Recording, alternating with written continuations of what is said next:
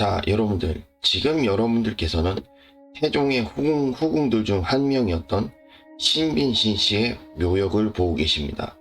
자, 그래서 오늘 말씀드릴 주제, 모르는 한국사 드라마 원경 특집, 원경왕후 민씨와 태종 이황원의 후궁들 4부, 신빈신 씨에 대해 한번 말씀드려 보도록 하겠습니다. 자, 여러분들 안녕하십니까. 자, 오늘도 잘 알려지지 않은 내용들만을 설명하는 범생각 채널 한번 시작해 보도록 하겠습니다. 자, 제가 오늘 방송하기로 한 주제 바로 이제 태종의 후궁들 중에서 이제 신빈신 씨라는 인물을 통해서 방송해 보기로 했는데요. 근데 이 신빈신 씨 같으면은 같이 거론돼야 될 인물이 한 명 더 있긴 한데 바로 효빈 김씨인데, 그렇다면 신빈신 씨하고 효빈 김씨하고 왜 같이 거론되어야 하냐? 그 이유 같으면은 이 효빈 김씨하고 신빈신 씨랑 효빈 김씨의 공통점이라고 한다면 이 두 인물들 다 기록상으로는 바로 원경왕후 민씨 집안의 요정이었다는 기록이 있어요.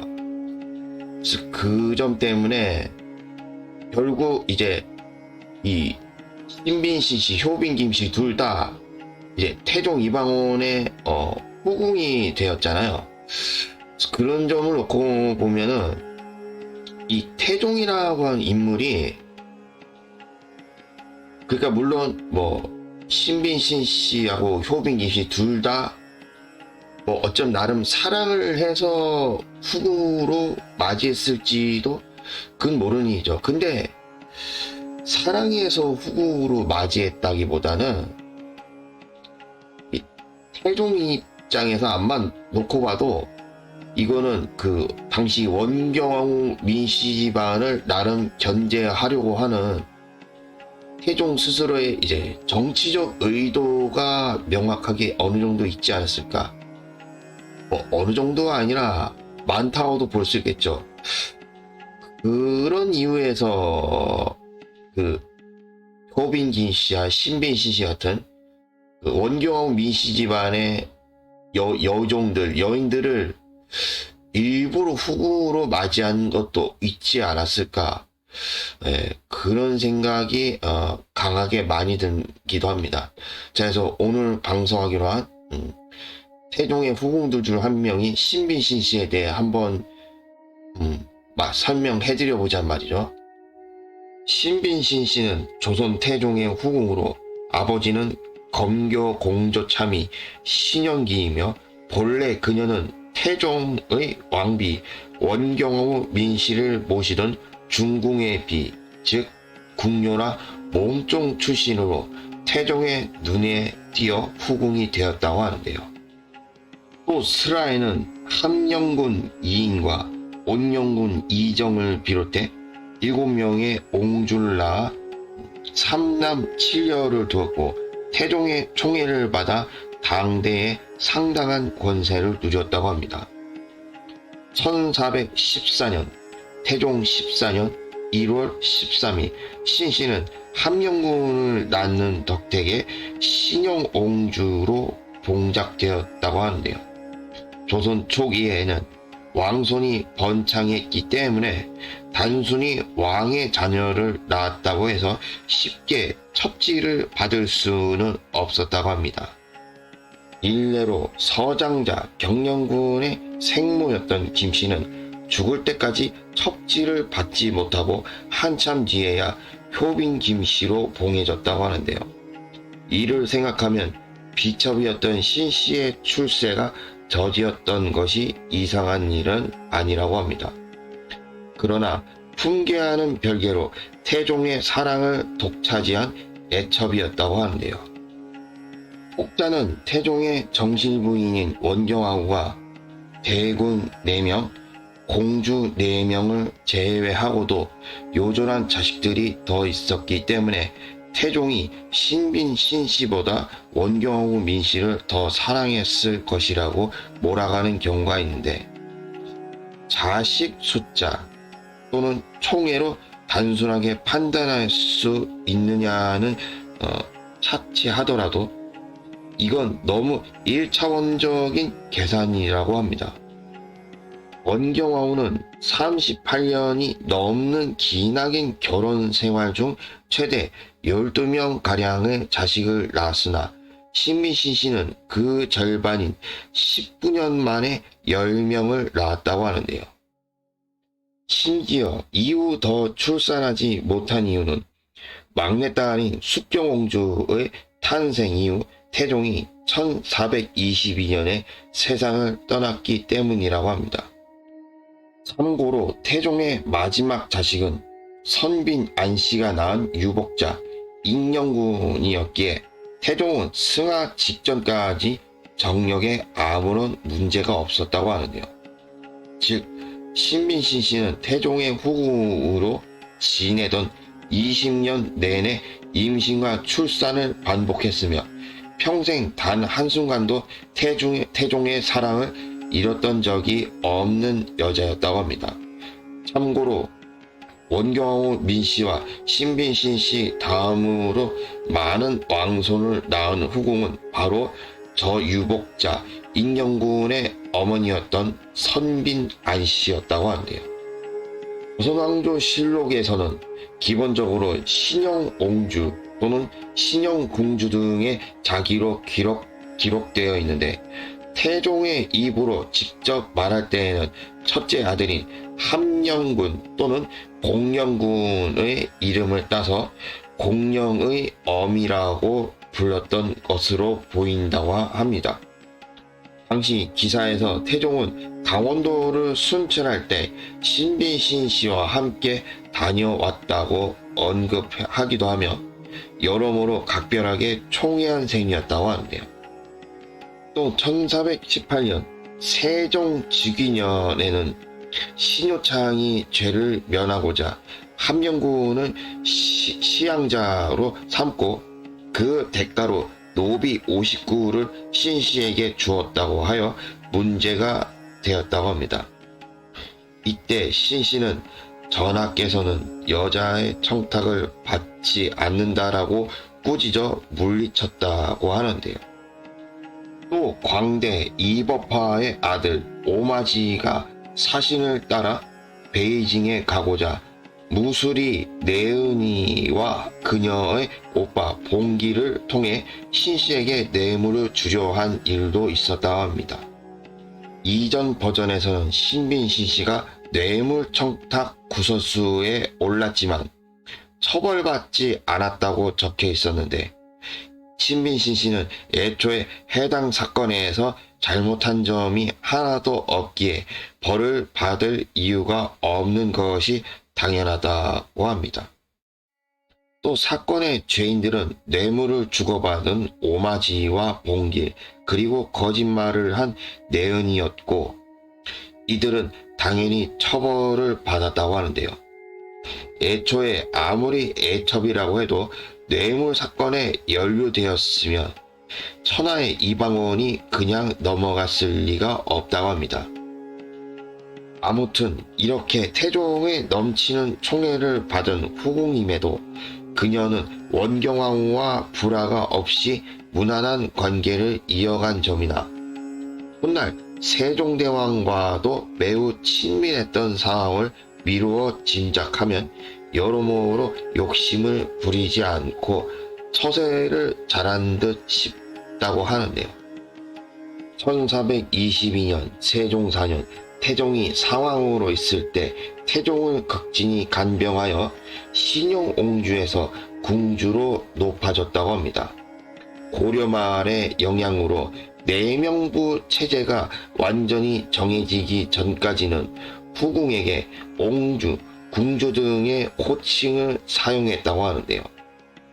태종실록 36권 태종 18년 11월 18일 갑인 6번째 기사에서는 해당 기사에는 자식을 낳은 비빈들을 서열대로 소개하였는데 원경왕, 의빈권씨, 서해공주, 신영공주, 궁인안씨, 김씨, 고씨, 수기최씨, 이씨, 김씨 순서라고 합니다. 또한 이로부터 약 10년 뒤 세종대왕의 간태후궁, 장의후궁 박씨나 명의공주 최씨는 내명부의 체제를 정리하면서 종일품 귀인으로 봉작된 사례가 있다고 하는데요.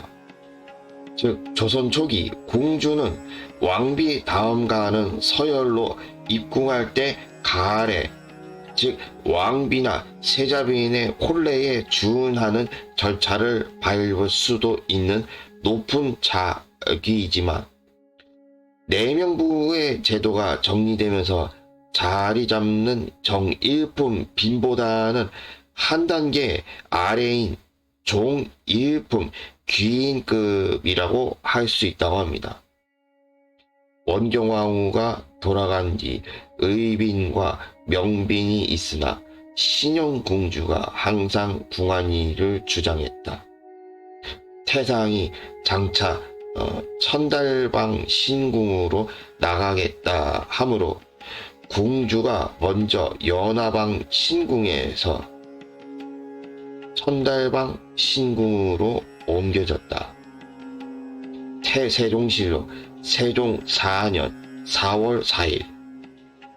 여기서 신영공주 신씨는 간택후궁인 명빈김씨, 의빈권씨, 소혜공주보다 서열이 밀리며 당시 부친의 내문수수에 연루되어 쫓겨난 숙공공주까지 포함한다면 서열 5위였다고 합니다. 그러나 태종은 신영공주를 빈급의 후궁들을 대신하여 가장 높이 두었기에 신영공주는 원경왕후 민씨 사후 내명부를 총괄하였다고 하는데요. 의빈 권씨와 신영공주 신씨가 임금에게 계하지 아니하고 머리를 깎고 여승이 되었다. 후궁들이 서로 경쟁하여 머리를 깎고 연분하는 기구를 준비하여 아침 저녁으로 불법을 행했는데 임금이 금하여도 되지 아니했다. 세종실록 세종 4년 5월 20일. 1422년 세종 4년 태종이 승하자 의빈 권씨와 함께 머리를 깎고 비구니가 되었으며 세종도 이러한 뜻을 꺾을 수 없었다고 하는데요. 이는 숭유억불의 기조가 있었으나 정업원의 존재가 말하듯 불교에 귀의하는 왕실 여성들이 많았다고 합니다. 이는 어찌 보면 당연한 것이 여마선초는 불교의 영향력이 강하게 존재하던 시기이니만큼 숭유억불 정책이 프로그램 입력처럼 하루아침에 뚝딱 이루어질 수는 없었다고 하는데요. 참고로 세종의 후궁들 중에서도 세종 사후 여승이 되는 후궁들이 있었다고 합니다. 또한 신씨는 태종을 위해 황금으로 법화경을 옮겨 적고자 했는데 세종은 궁인을 시켜 사경하는 도구를 준비하게 하고 승려 정순에게 명하여 청룡사에서 일을 맡도록 했다고 합니다. 이로 인하여 비판받자 세종은 나는 본래부터 옳지 못한 것으로 아나 그의 원함이 정중하여 중지시킬 수 없다고 했다고 하는데요. 1423년 세종 5년에는 태종을 위해 복을 빌려고 하자 세종이 문서전의 불당에 황금으로 불경을 쓰도록 했다고 하는데요. 새해에는 세종이 경복궁 경회로에서 연회를 베풀고 연회가 끝난 뒤 신빈 신씨에게 술 한 잔을 올리기 위하여 중궁에 들어갔다고 합니다. 그런데 큰 상에 놓인 고기가 바깥 사람들의 작은 상에 차린 것보다 작아 보여 세종은 이를 왕실에 대한 모욕이라 여기고 의전을 담당한 사련소의 관리들을 문초했다고 하는데요. 또 1435년 세종 17년에 신씨가 사망했는데 세종은 신씨가 국모는 아니었지만 국모에 준하는 예우를 해주었다고 합니다. 상장을 갖추고 친히 군신을 거느려 예로서 조문했으며 수의도 하사했다고 하는데요. 능원은 경기도 남양주시 와부읍 도곡리 산 41번지에 있다고 합니다. 또 신빈신 씨가 사망한 후 437년이 지난 1872년 고종 9년에 신빈으로 추증되었고, 당시 함께 추증된 후궁으로는 소빈노 씨, 효빈 김씨, 선빈 안씨 등이 있다고 합니다. 자, 그래서 오늘 이렇게 태종의 후궁들 중에 신빈신 씨라는 인물을 통해서 이렇게 방송을 해드려 봤는데요.